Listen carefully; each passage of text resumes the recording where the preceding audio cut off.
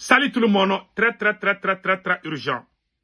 Aujourd'hui, jeudi 9 janvier 2025, tentative de coup d'État échouée contre le président maréchal Mahaman Idriss Déby. Voilà, Mahaman Idriss Déby. Il vient d'échapper à une tentative de coup d'État, une tentative de déstabilisation. Les éléments de Boko Haram ont organisé une opération commando contre le président de la République du Tchad, Mahaman Idriss Déby. L'objectif était d'assassiner le président. Mais Dieu merci, la situation est sous contrôle. Quelles sont les raisons secrètes de cette tentative? Je vais vous donner tout de suite. Il s'agit bel et bien des éléments de Boko Haram. Et je vous dis aussi que le temps vient de donner raison au président patriote du Niger, le général Tchani. Le temps vient de donner raison au général Tchani. Le général Tchani avait averti les dirigeants, les autorités tchadiennes. Le président patriote du Niger, général Tchani, avait averti les autorités tchadiennes la collaboration entre la France et les éléments de Boko Haram. Cette tentative-là, c'est la France qui est derrière. Hein. Ne cherchez même pas loin.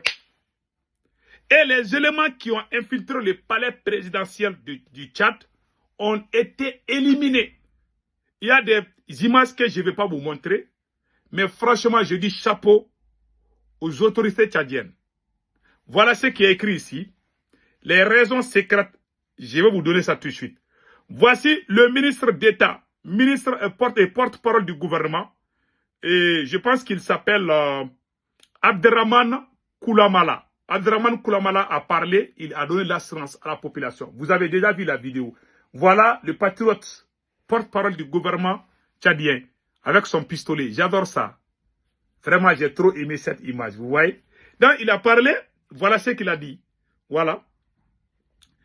Voilà, il rassure que tout va bien et que les forces armées sont mobilisées aux côtés du maréchal Mahaman Kaka Déby pour défendre le pays au prix de leur vie.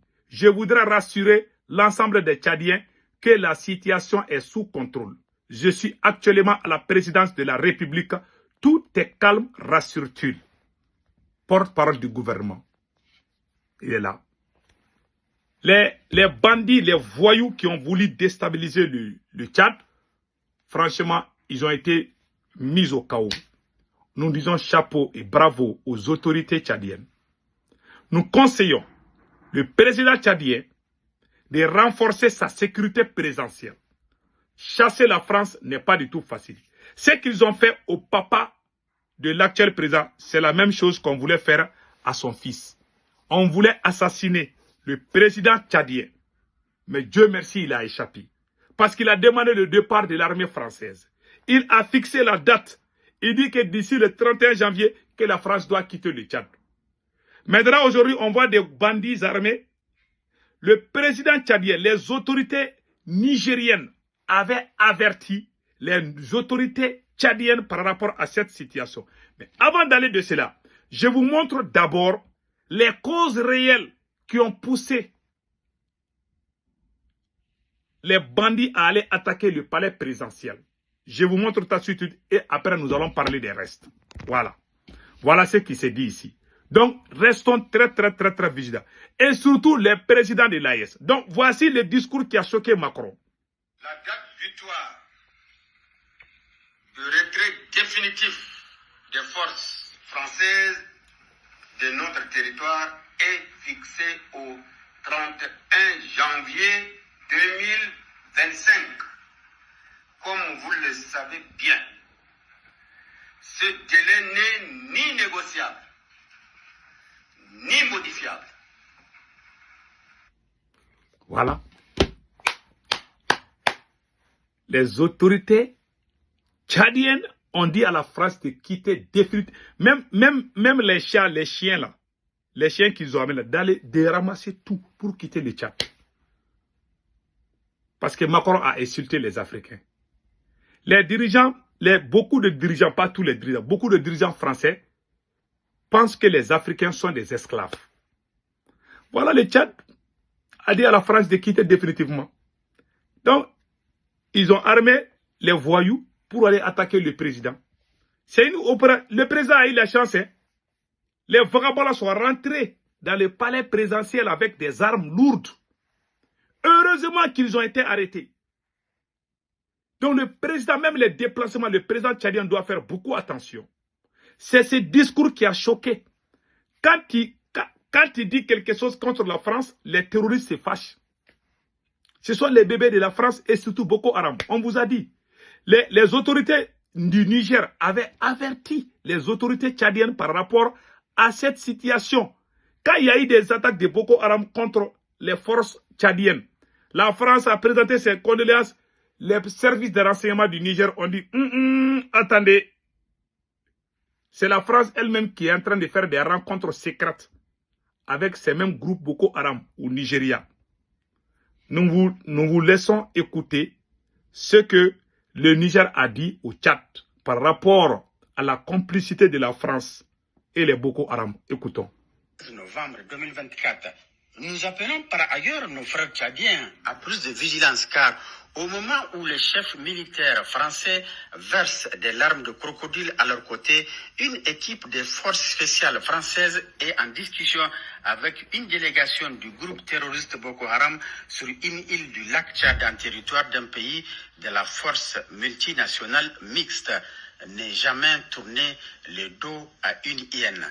Le 13 novembre 2024, un navire français du nom de Fa Dixmude a quitté le Cameroun pour le Bénin dans le cadre d'un exercice militaire. Les réelles missions de ce navire seraient de fournir du matériel au Boko Haram clan Bakura, comme convenu.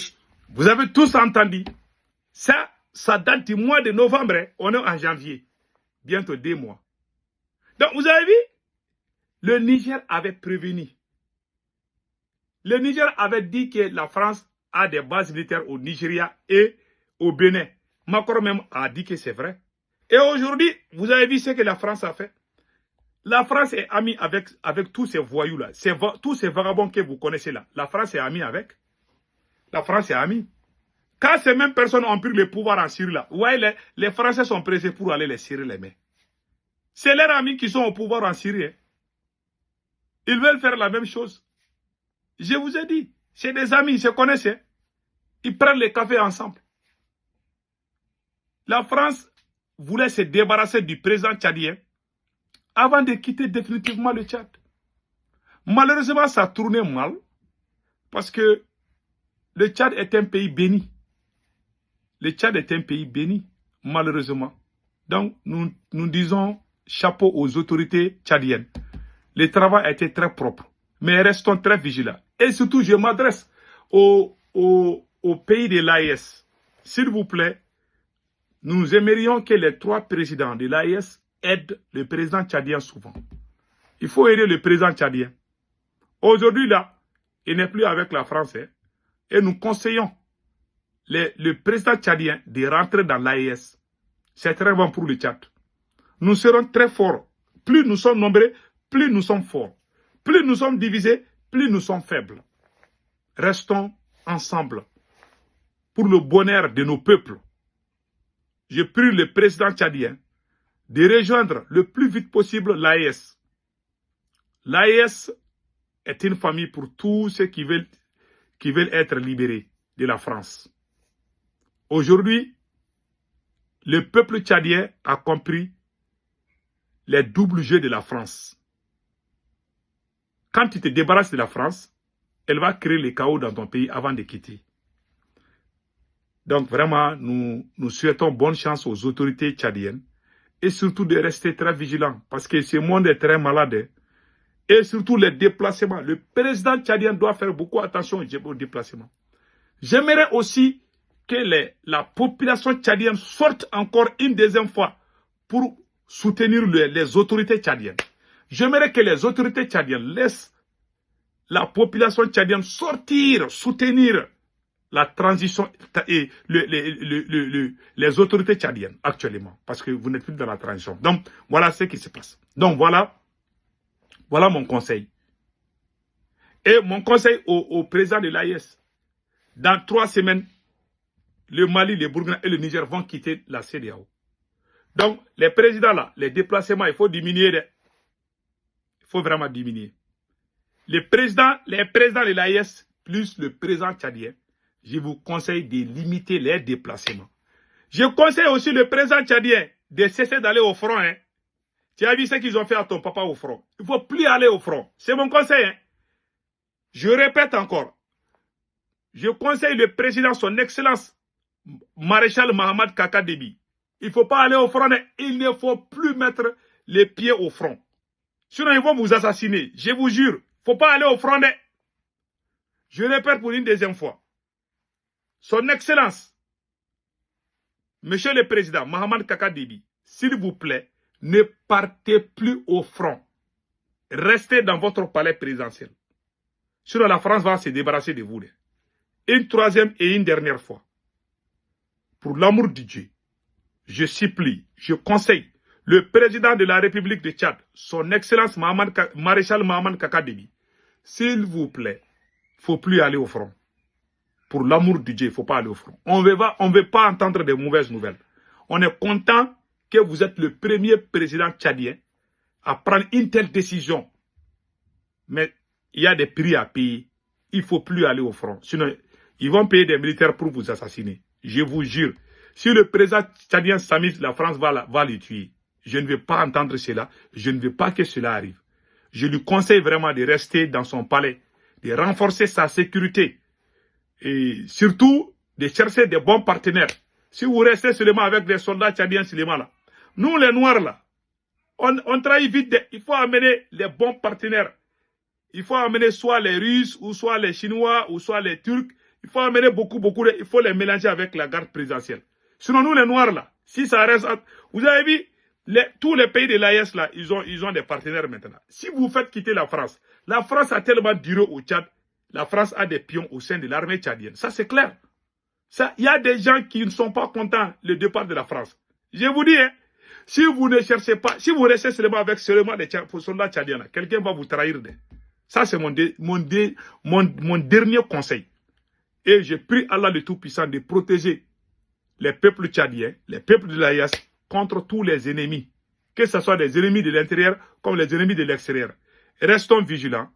Tous ces conseils que je vous donne, parce que je vous adore beaucoup, je veux le bien du président tchadien. Je ne veux pas que le Tchad soit comme le Soudan. Je ne veux pas vraiment. Je veux que le Tchad et l'AES, j'aimerais aussi que le Tchad rejoigne l'AES. Ça, c'est mon dernier conseil. Hein. Voilà. Un conseil très puissant. Mon cher président, son excellence Mohamed Kaka Déby, s'il vous plaît, il faut venir rejoindre l'AES. Nous sommes des frères. Nous allons travailler ensemble pour libérer toute l'Afrique. En bon entendeur, salut, passez un excellent week-end.